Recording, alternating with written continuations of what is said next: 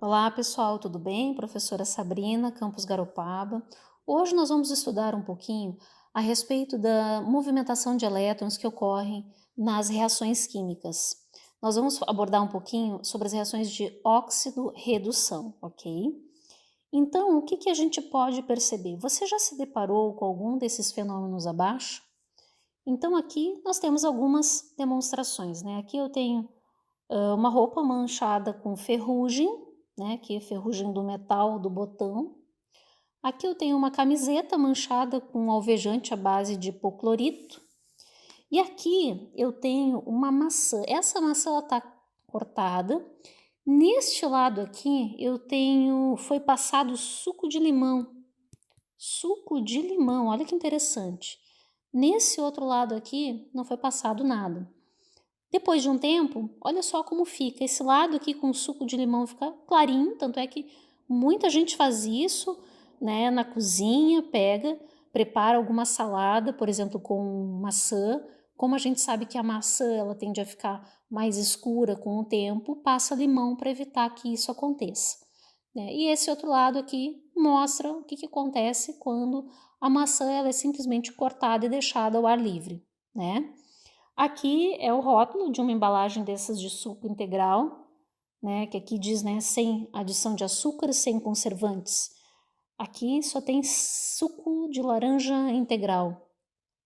Poxa, como é que esse material, como é que esse suco, esse alimento, ele consegue se conservar por todo esse tempo dentro de uma embalagem sem nada, sem nenhum aditivo químico, sem nada ali para auxiliar nessa conservação? Então, esses são alguns dos aspectos que podem ser explicados com as reações de oxirredução, tema da nossa videoaula de hoje.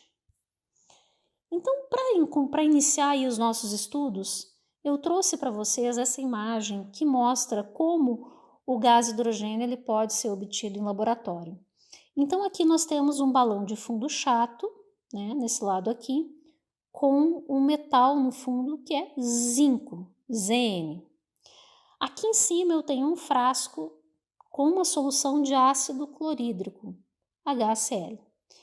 E perceba que aqui eu tenho dois tubos, uma rolha tapando esse frasco e aqui eu tenho essa solução de ácido clorídrico sendo gotejada no meu metal, nesse metal aqui que é o zinco.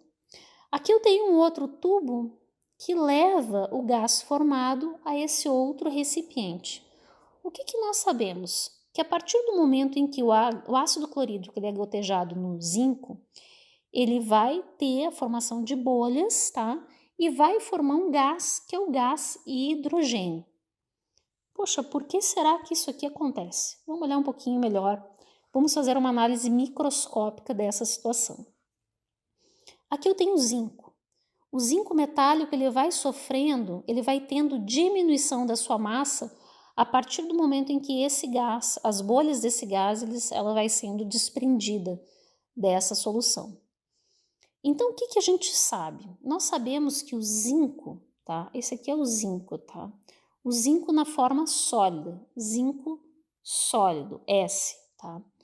Ele vai perdendo a sua massa e vai saindo do estado sólido para o estado aquoso. É por isso que nós percebemos, então, nessa experiência, esse metal ele sofrendo essa corrosão, ele vai sofrendo essa perda de massa. Por quê? Porque ele sai do estado sólido e vai para o estado aquoso, tá? Existe uma frase do Lavoisier que diz o seguinte, que na natureza nada se cria, nada se perde, tudo se transforma. Se a gente está visualmente observando a perda dessa massa de metal, ela está indo para algum lugar, ou seja, ele está indo, no caso, para a solução, para a parte aquosa. Bom, o que a gente consegue observar também? O gás, ele está aqui. Aqui o que eu tenho? Eu tenho uma solução onde eu tenho íons H+, e íons Cl-. Esses íons estão no estado aquoso, certo? E estão presentes aqui nessa solução. E o que a gente observa? Que o HCl ele está no estado aquoso. Vamos representar aqui embaixo. Ele está no estado aquoso. E ele sai do estado aquoso e vai para o estado gasoso. Ou seja, o que eu tenho? a formação do H2, do gás hidrogênio. Bom, vou tentar entender um pouquinho melhor por que isso aqui acontece. Por que o zinco, tá? Por que o zinco, então, ele sai desse estado sólido e vai para o estado aquoso? Perceba que o zinco e qualquer metal no estado sólido, ele possui carga zero. O que significa isso aqui? Significa que ele é um átomo neutro. Eu não tenho excesso de elétrons, tá? O mesmo número de elétrons é igual ao mesmo número de prótons. Eu tenho igual número de cargas elétricas positivas, igual número de cargas elétricas negativas. Nesse caso aqui, eu tenho um átomo que é neutro, certo? A carga dele é zero. E o que acontece? Nessa solução, ele passa para zinco mais 2, ou seja, ele deixa de ser um íon neutro, ele deixa de ser um átomo neutro para se tornar um íon com carga elétrica positiva, certo? Então, por outro lado, o que eu tenho aqui é o hidrogênio. O hidrogênio ele está com carga positiva no estado aquoso. Ele recebe esses elétrons aqui que o zinco perdeu e vai virar hidrogênio com carga zero no estado gasoso. Então, está havendo uma mudança aqui, está havendo uma movimentação de elétrons. Movimentação de elétrons do zinco para o hidrogênio, tá? Então, o que eu tenho? Eu tenho íons do metal que migram para a solução, os íons do zinco, como está mostrando aqui na imagem, certo? E eu tenho íons em solução antes de entrar em contato com a lâmina, que vão receber esses elétrons e vão passar para o estado gasoso, formando o gás hidrogênio. Então, o que a gente percebe é o seguinte: com a perda desses elétrons, o zinco, tá, ele sofre o que a gente chama de reação de oxidação. Oxidação é a perda de elétrons por uma espécie química. Por outro lado, o que a gente observa? Que se o zinco perde, ele tem que perder para alguém. E ele vai perder para quem? Ele vai perder para o hidrogênio, certo? Então, esses dois elétrons aqui, eles estão migrando do zinco para o hidrogênio. E o hidrogênio sofre, então, o que a gente chama de redução. O zinco sofrendo oxidação, perdendo elétrons, e o hidrogênio sofrendo ganho de elétrons, redução. Puxa, mas aí, só um pouquinho, me embananei toda aqui. Como é que pode? Se ele está ganhando elétrons, como é que ele reduz? Como assim? Que negócio é esse? Calma. Para poder explicar isso, tá? Esse conceito, essa definição de oxidação e redução, ela está associada ao que a gente chama de NOx. NOx é um número de oxidação. É um número que mede a carga das espécies envolvidas, certo? Então, o que a gente observa? Para poder entender de fato o conceito de oxidação e de redução, a gente precisa olhar as cargas, a gente precisa olhar a mudança das cargas desses compostos, certo? Então, olha só o que acontece aqui. Primeiro, eu tenho o zinco, que era zero, tá? Eu vou botar um azul aqui para ficar mais visível, tá? Ele era zero, tá? E ele passou para mais 2, tá? Então, veja, ele era zero e passou para mais 2. O hidrogênio era mais 1 e passou para zero, porque esse aqui é o NOx desse tipo de composto, que a gente já vai ver em seguida. Então, olha, esse aqui passou de 0 para mais 2. O que aconteceu com a carga? A carga aumentou. Então, veja, a carga, ela aumentou, ela passou de 0 para mais 2. Ela sofreu aumento, tá? E o que aconteceu com a carga do hidrogênio? Ela foi de mais 1, olha que o hidrogênio foi de mais 1 para 0. O que aconteceu? Reduziu. A carga reduziu, então sofreu redução. Então, para a gente dizer o que reduz, o que oxida, a gente tem que olhar a carga. É através do número de oxidação que a gente consegue entender, certo? O que O que que é uma reação de oxidação? O que que é uma reação de redução? Quando a gente fala redução do NOx, tá? Que significa o quê? Ganho de elétrons, ok? Aqui é a mesma coisa nesse outro quadro para mostrar para vocês, então, mais uma vez, só lembrando, eu tenho zinco, tá? Zinco 0, certo? Passou a ser zinco mais 2 elétrons. Tá vendo que esses 2 elétrons, eles estão deste lado aqui da equação. Essa daqui é uma equação química que representa uma reação. Então, o que eu tenho aqui? Eu tenho os reagentes, eu tenho meus produtos. Tá? Então, o zinco ele está perdendo. Tá vendo que sempre quando esses elétrons eles aparecem deste lado aqui, do lado direito da equação, que é o lado dos produtos, tá? Eu tenho a perda desses elétrons. Tá? Por outro lado aqui, eu tenho essa outra reação, que é do hidrogênio mais 1, mais 2 elétrons, dando hidrogênio, tá? Então, veja aqui, o hidrogênio está do lado dos reagentes, ou seja, ele está sendo incorporado, tá? Ele está sendo incorporado o hidrogênio para virar hidrogênio, gás hidrogênio, certo? Então, aqui eu tenho oxidação. Eu tenho aumento do NOx. Aqui eu tenho redução. Ixi, que letra feia. Redução, eu tenho redução do NOx. Aqui era mais 1 e passou a 0, tá? Bom, uma coisa importante também de entender é que o NOx, ele varia, tá? O cálculo dele, tá? Eu posso ter NOx em compostos iônicos e NOx em compostos covalentes. O que são os compostos iônicos? Lembra que os compostos iônicos são aqueles que são formados pelas extremidades, pelas substâncias químicas que estão, pelos elementos químicos que estão localizados nas extremidades da tabela periódica. Então, eu tenho lá minha tabela periódica, lembra? Minha tabela periódica, tá? Aqui eu tenho família 1A, família 2A. Aqui nesse cantinho, tá? Tirando os gases nobres, que são aqueles que não se misturam com ninguém, eu tenho a 6A, e a família 7A, tá? Então, na família 1A, lembra que eu tenho o sódio, por exemplo, que tem 1 elétron. Aqui na família 2 eu tenho o magnésio, eu tenho o cálcio, que tem 2 elétrons na última camada, tá? E eles vão reagir a formar compostos iônicos com os elementos da família 6 e 7, tá? Por quê? Porque eles têm uma diferença de eletronegatividade muito grande, ou seja, esses camaradas aqui, eles precisam doar um ou esses 2 elétrons, tá? Para que cheguem à estabilidade, tá? Vamos revisar isso aqui, ó, um pouquinho. Aqui eu tenho o NaCl, o famoso cloreto de sódio, sal de cozinha. Aqui eu tenho o sódio, aqui eu tenho o sódio, tá? E esse sódio, ele tem 1 elétron na última camada. De acordo com a regra do octeto, ele vai precisar doar esse elétron para chegar à estabilidade, porque lembrem-se que, de acordo com a regra do octeto, é melhor ficar com 0 ou com 8 elétrons na última camada para chegar à estabilidade. Então, aqui no caso do sódio, como ele tem 1 elétron, ele vai preferir doar.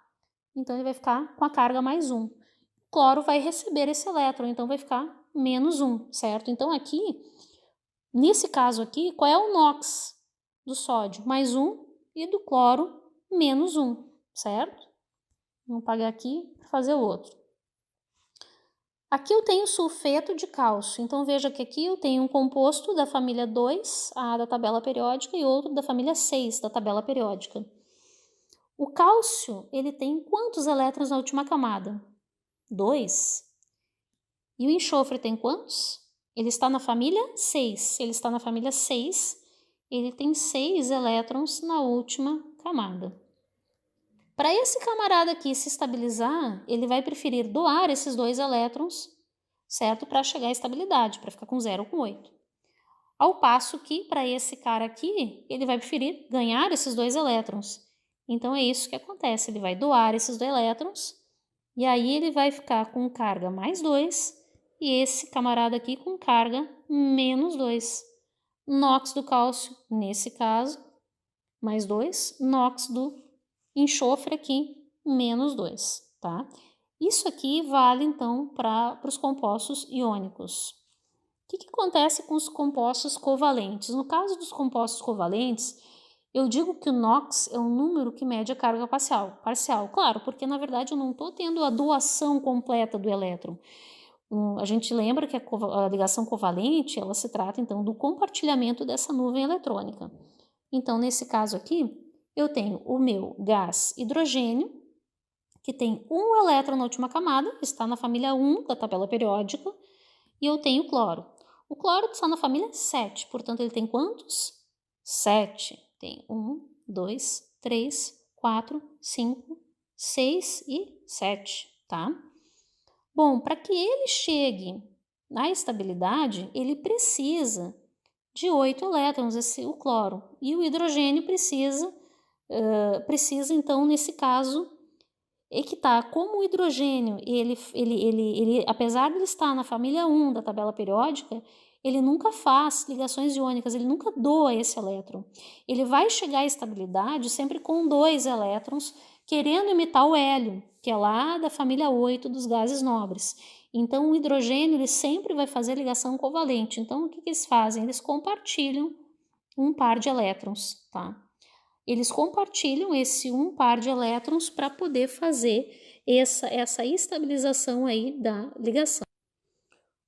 Ok, mas aí o que acontece? Como o cloro ele é mais eletronegativo que o hidrogênio, a gente faz essa representação assim, ó, né? Representa então o compartilhamento de elétrons, só que essa nuvem eletrônica ela fica mais deslocada para o lado do cloro, tá? Então, por isso que a gente diz o seguinte, que o NOx é um número que mede a carga parcial, certo? Então, neste caso, tá, a gente pode dizer o seguinte, que a carga parcial do cloro aqui é -1 e a carga parcial do hidrogênio é +1, tá? Devido a essa diferença de eletronegatividade, tá? Observando aqui esse caso da água, vamos olhar aqui a água. O oxigênio tem quantos elétrons na última camada? Se ele está na família 6, ele tem 6 elétrons. Então, vamos lá, 1, 2, 3, 4, 5, 6. Aí eu vou distribuir os hidrogênios ao redor, distribuir um, distribuir outro, tá? O que a gente observa aqui? Cada átomo de hidrogênio tem um elétron na última camada e nós sabemos então que eles vão compartilhar esses elétrons para chegar à estabilidade. Dessa forma, esse camarada aqui fica com 8 e cada hidrogênio com 2 elétrons. Só que o que acontece? Como esse oxigênio, a gente sabe que ele é mais eletronegativo, ele vai puxar esses elétrons para ele, vai ficar mais juntinho dele, tá? E a carga, dessa forma que ele vai adquirir, é uma carga parcial. Ou seja, o oxigênio fica com uma carga parcial de -2 e cada átomo de hidrogênio fica com uma carga parcial +1, ok? Vamos ver mais um? Mais algum aí? Aqui eu tenho o ácido nítrico, tá? Ácido nítrico. Bom, o ácido nítrico, a gente pode representar ele dessa forma. Nesse caso aqui, então, eu vou pegar o meu átomo de nitrogênio, posicionar ele no meio, tá? E colocar ao redor, então, os átomos de oxigênio, tá? E aqui o átomo de hidrogênio. Eu sei que o meu átomo de hidrogênio ele tem um elétron, tá? E o meu nitrogênio, como ele está localizado na família 5 da tabela periódica, ele tem 2, 3, 4, 5 elétrons, tá? Ok, cada um desses átomos de oxigênio tem 6. Então, vou tentar representar por um xizinho. 2, 3, 4, 5, 6. 2, 3, 4, 5, 6. 1, 2, 3, 4, 5, 6, tá? Fazendo a representação aqui de novo, eu coloquei então os oxigênios ao redor do nitrogênio mais o hidrogênio, tá? O nitrogênio com 5 elétrons, tá? Aqui, primeiramente, ele faz o compartilhamento com o hidrogênio, tá? Então, necessariamente a gente sabe que como o nitrogênio em relação ao hidrogênio ele é mais eletronegativo, certo?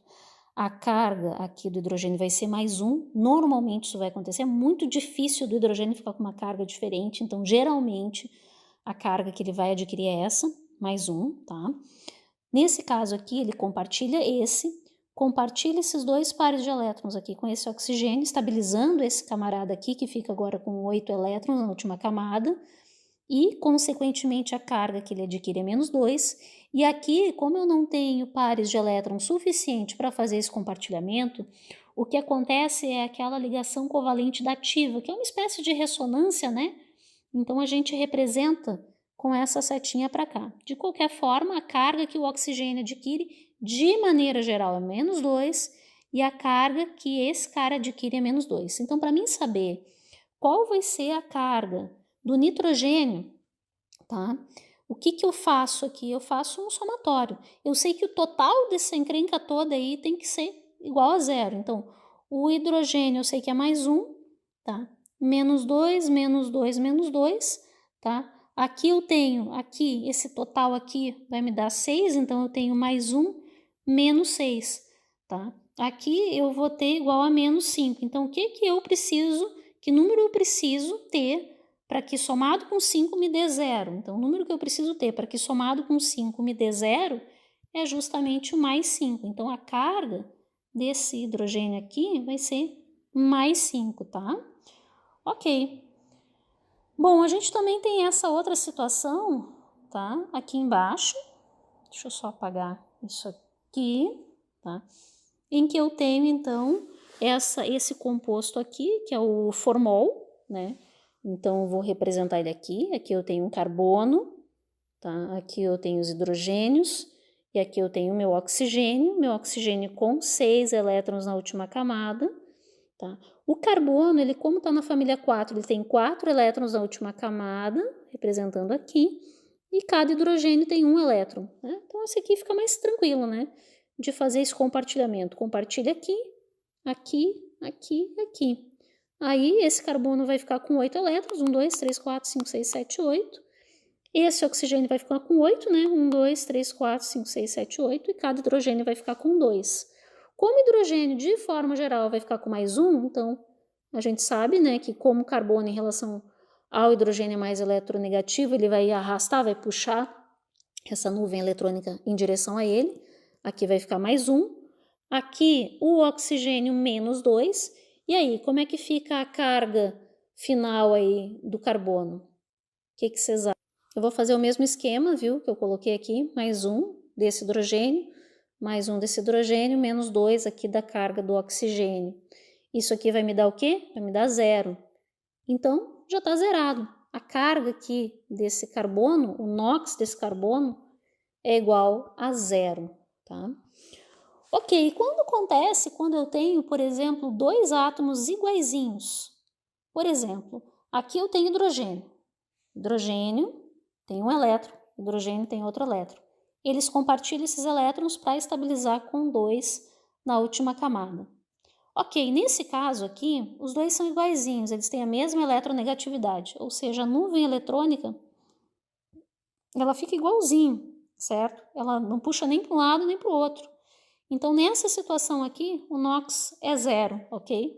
Eu não tenho arraste da nuvem eletrônica nem para um lado nem para o outro para caracterizar que um átomo ele tenha carga elétrica negativa ou positiva.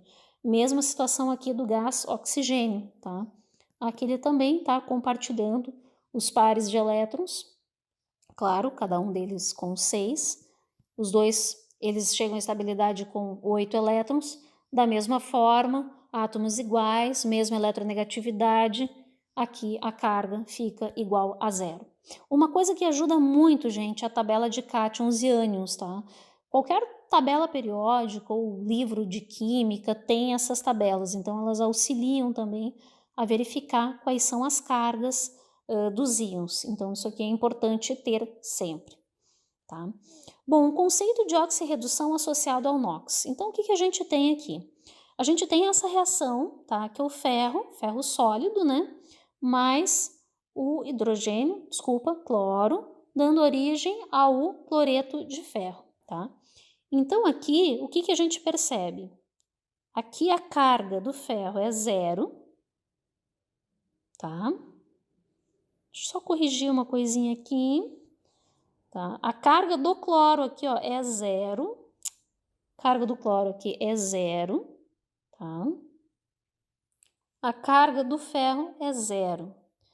O que que houve? O ferro, ele passou a ter carga mais 3 e o cloro passou a ter carga menos 3, que é o total, né? Como eu tenho 3 átomos de cloro, cada um com carga menos 1. O NOx aqui é o total, né? O NOx de cada cloro menos 1. Então, se a gente observar somente individualmente cada átomo, a gente vai perceber então que o ferro ele sofreu um aumento do número do NOx, ou seja, ele oxidou, ele passou de 0 para mais 3.